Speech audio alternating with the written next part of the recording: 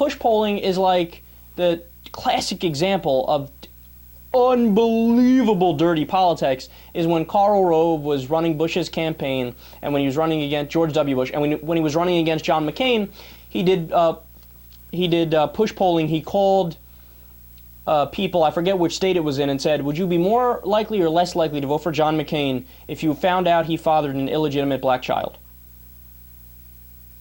Now, John McCain didn't father an illegitimate black baby, but it doesn't matter, because it doesn't matter what the answer is. All that matters is the question. That's why it's called push polling. You're pushing an idea even if it's false, right? And then when you press the button, you say, I didn't do anything wrong. What? I didn't say anything wrong. I'm just asking questions.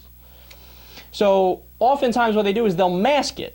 Instead of having their campaign directly connected to it, it'll be an outside group. They'll either fund an outside group, or it'll be a PAC that's set up to do the dirty work like that.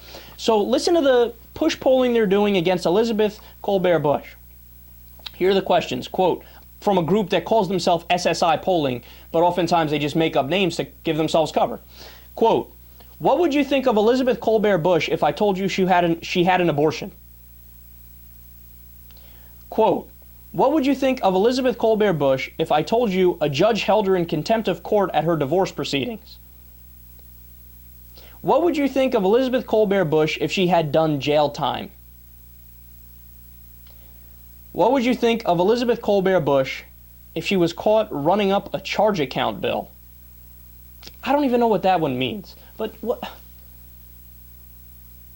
You know what the response from the Sanford campaign was? Us? Me? No, I didn't do anything. What are you talking? Push polling's got nothing to do with our campaign. Nothing to do with our campaign. Now, is there a chance that they aren't doing it?